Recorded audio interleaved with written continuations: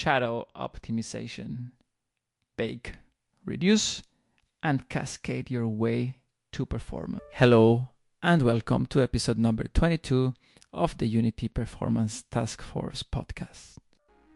I'm your host, Ruben from TheGameDev.Guru, and as usual, I'll kick things off with a question for you. Have you ever shipped a game only to get reviews saying, "What the hell is wrong with this game? Too much space on phone memory makes your phone freeze in seconds." Sounds familiar? If so, this episode is for you. Lighting is the number one factor for achieving realism in your game. Even if you're not seeking photorealism, you still need to convey a sense of space, something players can relate to. And one part of lighting is shadows. You can have beautiful lighting, but if shadow calculations aren't accurate, users will notice something's off. They might not be able to tell what exactly is wrong, but they'll know it looks weird. Shadows are one of those things. Even if you have shadows, if you use hard shadows, users will tell you, "Hey, this looks weird." The problem?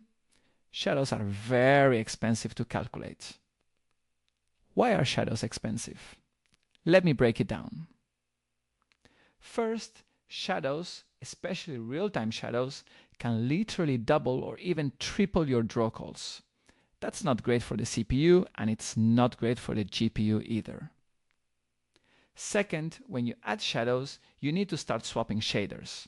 Your GPU has to literally stop working to load the new program. Swapping shaders is super expensive. Third, you need to swap render targets. You need to render into the depth buffer, create other buffers, and all of this.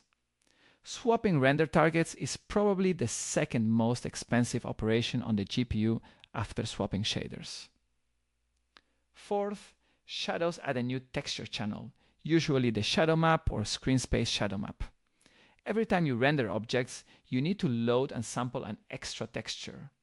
That increases memory bandwidth, which is always the reason you don't want to do expensive rendering on mobile. So yes, shadows are important. And shadow performance optimization is critical if you want to deliver a high-quality project. Now, what exactly are shadows? Shadows are nothing else than a reduction of light reaching a surface due to occluding objects. The occluders are called shadow casters. The surface that receives the shadow is called the shadow receiver. So we have a few components: the light source, shadow casters, shadow receivers, and project settings. Light sources are usually directional lights. Think of them as the sun. Shadow casters are walls, trees, anything that occludes light. Shadow receivers are objects that receive the shadow. And project settings, like quality settings or render pipeline assets, play a huge role. Shadows in Unity are rendered through a technique called shadow mapping. A shadow map is just a texture. The process is simple. We render the scene from the perspective of the light, see what we hit, and store that information in the shadow map. That's it. We render from the light's point of view and store distances to objects. Now, how does shadow rendering work in the built-in render pipeline? First, the camera calculates depth from its perspective. Second, we generate the shadow map from the light's perspective. This is called render shadow map. Third, we collect shadows, which translates the shadow map from light space into screen space, a texture render from the camera's perspective. Finally, we render the scene and sample from the screen space shadow map. In URP, it's simpler. They render the shadow map from the light's perspective, then render the scene and sample from that shadow map in light space. They skip the shadow collection step and do more work in the shaders. So, how do we optimize shadows? Here are 7 key solutions. First, bake, bake, and bake. You want to bake as many shadows as you can. Don't do real-time shadows unless you're targeting a super beefy computer. Baking means taking your static geometry and static lights and pre-calculating shadows into light maps. You have two options: subtractive, where you bake everything, or shadow mask, where you bake indirect lighting and shadows but not direct lighting. Second, reduce shadow map resolution. The shadow map is a texture.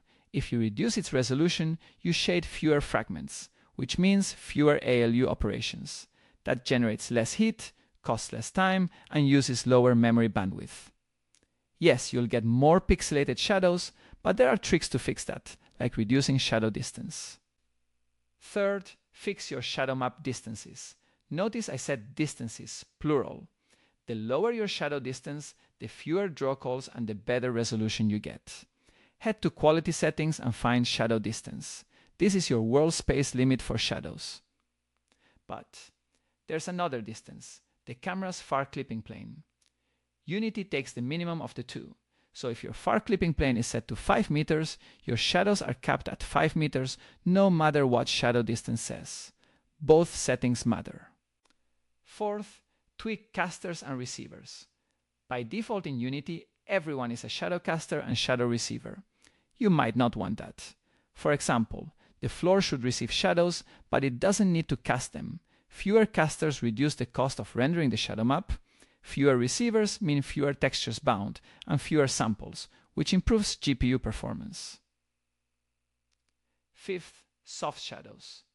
Soft shadows look better than hard shadows. They're how shadows work in real life. But they increase GPU cost in the shadow collection stage or when rendering objects. The CPU burden is negligible, so don't worry about that. Just be careful on mobile. Sixth, shadow cascades.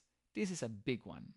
Let's say you need a shadow distance of 50 meters, but at that distance your shadow map looks pixelated for close objects. You don't have enough resolution. Shadow cascades solve this by splitting your shadow map into smaller regions based on distance from the camera. Close objects get high resolution, far objects get lower resolution. You can choose 2 cascades or 4 cascades. 4 cascades look much sharper but increase draw calls.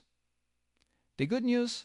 Batching still applies, so the cost isn't always linear. Seventh, light types and light count. Directional lights are the cheapest, 1 shadow map per cascade. Point lights are expensive, 6 shadow map passes per light, because they use a cube map. Spotlights are cheaper, usually just 1 shadow map.